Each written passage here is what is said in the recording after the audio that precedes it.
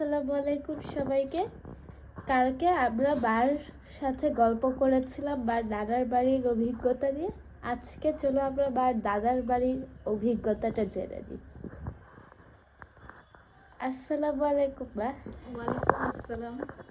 আজকে কি আমাদেরকে দাদার বাড়ির গল্প বলবা? বলবো।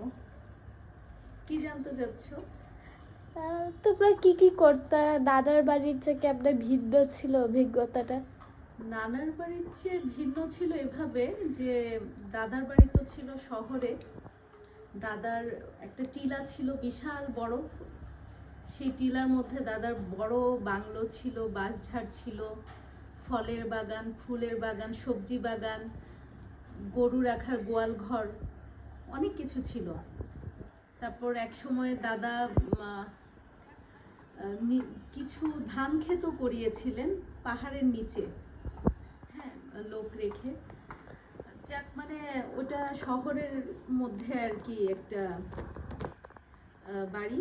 আর নানার বাড়ির ব্যাপারটা হচ্ছে ওটা গ্রামের মধ্যে বিশাল গৃহস্থ বাড়ি। এখানে হচ্ছে পার্থক্য। আর দাদার বাড়িতে আমরা একটু বেশি যেতে পারতাম। বছরে আমরা কমপক্ষে 2 বার যেতাম। একবার একটা ঈদে যেতাম, আরেকবার যেতাম শীতকালে বার্ষিক পরীক্ষার পর। আবার অনেক সময় 3-4বারও যাওয়া হতো। আর নানার বাড়িতেও বছরে একবার শীতকালেই যাওয়া হতো। এটাই পার্থক্য। আর দাদার বাড়ির ব্যাপারটা অনেকখানি আলাদা, এ কারণে যে আমার দাদা খুব শৌখিন মানুষ ছিলেন। ওনার বাংলোটা উনি সাজিয়ে গুছিয়ে রাখতে খুব পছন্দ করতেন। বাগান বিলাস থেকে শুরু করে অনেক রকমের ফুলের গাছ লাগাতে উনি পছন্দ করতেন এবং ডেকোরেশনের দিকে ওনার মনোযোগ খুব বেশি ছিল। আর আমার দাদার ইউনিক একটা ব্যাপার ছিল, ওনার বাসায় কখনো কোনো একটা জিনিস নষ্ট পাওয়া যেত না, বা ওনার কাছে কোনো একটা ছোট জিনিস নাই এরকম ছিল না।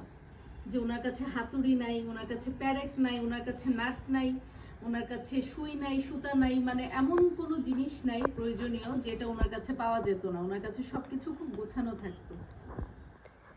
ও আচ্ছা আচ্ছা। আর ওদিকে কাজের কি তোমার চেয়ে বড় ছিল? কাজিন আমার ফুফাতো বোনরা আমার চেয়ে বড় ছিল, 2জন। কিন্তু ওনারা তো শহরে আলাদা বাসায় থাকতেন। আর আমার চাচাতো বোনরা আমার চেয়ে অনেক ছোট। অন্যান্য কাজিনরা কেউ সমবয়সী, কেউ একটু বড়, কেউ ছোট, এরকম ছিল। আর আমরা তো আসলে সবাই মিলে একত্র হব সেভাবে যাওয়া হতো না। আমরা যখন যেতাম তখন দেখা যেত যে আমরাই গিয়েছি, অন্য কোনো কাজিন আসে নাই, এরকম ছিল দাদার বাড়িতে। আর নানার বাড়িতে যেটা হতো যে আমরা যাওয়া উপলক্ষে তখন সবাই মানে সবাই জড়ো হয়ে যেত ওই বাসায়, কারণ সবারই বার্ষিক পরীক্ষা শেষ, সবাই একত্র হতো। ও আচ্ছা আচ্ছা। আর ঈদের সময় ফুপুরা তো ওনাদের শ্বশুর বাড়িতে ঈদ করতো, যার কারণে কাজিনদের সাথে দেখা হওয়ার সেরকম সুযোগ ছিল না। আমরা তো ঈদের সময়টাই যেতাম দাদার বাড়িতে। আর তোমার সবচেয়ে প্রিয় জিনিস কি ছিল? আমার অনেক কিছু প্রিয় ছিল, কোনটা রেখে কোনটা বলি। প্রথমে আমার সবচেয়ে যেটা ভালো লাগতো, আমি বাড়িতে পা রাখার সাথে সাথে প্রথমে ডিসাইড হয়ে যেত যে আমি কার সাথে ঘুমাবো।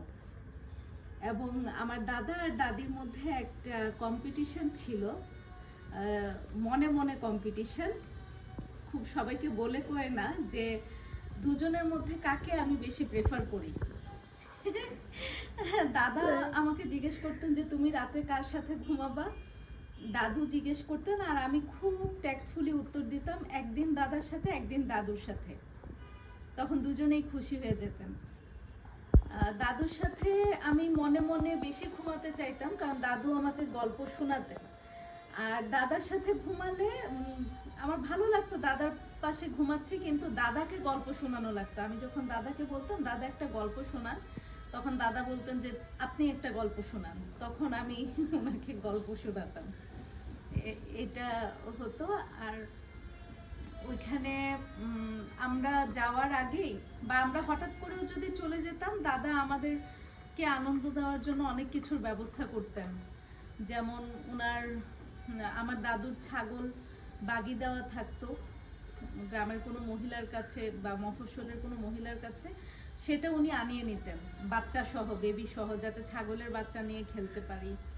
তারপর আরও অনেক রকম আনন্দের ব্যবস্থা ছিল। আর দাদার বাড়ির খাবারের মধ্যে আমার সবচেয়ে যেটা মজা লাগতো, যে স্ন্যাক্স জাতীয় খাবার সবসময় থাকতো।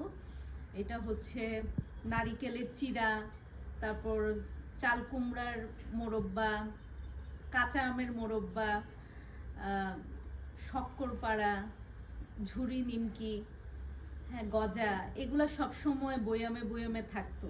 দাদার কাছে আলাদা থাকতো, দাদুর কাছে থাকতো, ফুপির কাছে আলাদা থাকতো।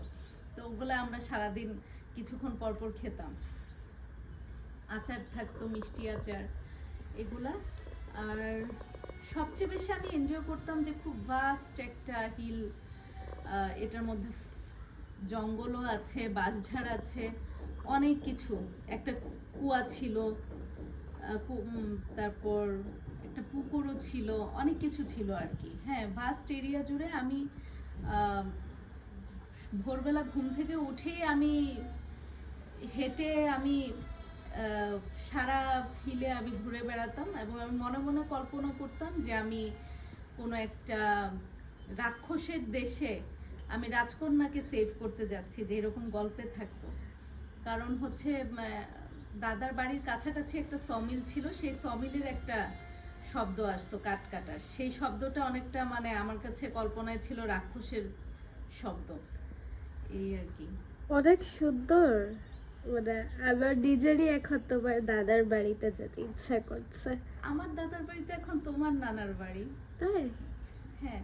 কিন্তু হ্যাঁ, আমার দাদার বাড়িটা অনেক ভাস্ট ছিল, কিন্তু এটাকে তোমার ছোট নানার করেছে। বাড়িটা এখন ছোট হয়ে গিয়েছে, কারণ ওই যে হচ্ছে ভাগ করে। হ্যাঁ হ্যাঁ ডিস্ট্রিবিউটেড হয়েছে সেজন্য। আর ওদিকে তো তেমন যাওয়া হয় না। দেখো এই যে আমাদের শের খান ঘুমাই গেছে তোমার গল্প শুনতে শুনতে। মাশাআল্লাহ, শের খান। আমার দাদার বাড়ির অনেক স্মৃতি আছে। দাদার কয়েকজন মালি ছিল, যারা হচ্ছে বাসায় বাগানের কাজগুলা করতো, তারপর গোয়াল ঘরে গরুর পরিচর্যা করতো। একজনের নাম ছিল আরজিদ আলী, ওনার একজন বাবুর্চি ছিল, নাম ছিল কুটি মিয়া। তারপর ওই বাবুর্চির বউ ছিল, নাম ছিল রুবির মা। বাবুর্চির বোন ছিল আমিনার মা। তো ওরা সবাই আমাদের বাড়িতে থাকতো, কাজ করতো। তারপর রুবি ছিল, রুবি আমাকে অনেক সময়ে দেখা যেত যে সে আমার চুলের পরিচর্যা করছে, অনেক কিছু। আর দাদার বাড়িতে গেলে সবচেয়ে ইন্টারেস্টিং যেটা ছিল, আমার ছোট ফুফুর বিয়ের আগ পর্যন্ত উনি হচ্ছে আমার টেক কেয়ার করতো, আমার গোসল করানো, আমার খাওয়ানো, আমাকে সারাদিন গল্প শোনানো, আমাকে কোলে কোলে রাখা, এটা আমার ফুপি করতো আর কি। তারপর আমার চাচা ছিল, উনি তো সবসময় আমাকে ঘাড়ের মধ্যে বসিয়ে উনি হাঁটাচলা করতেন। অনেক মজার কাহিনী। তাহলে কি আজকে এখানেই শেষ করবা? ইনশাল্লাহ পরে আরেকবার আসবো আমরা। আচ্ছা, ঠিক আল্লাহ আছে। হাফেজ বা থ্যাংক আল্লাহ ইউ। হাফেজ। Thank you. সবাইকে ধন্যবাদ জানাচ্ছি দেখার জন্য। আশা করি ভালো লেগেছে। আপনাদের কাছ থেকে বিদায় নিচ্ছি। আল্লাহ হাফেজ।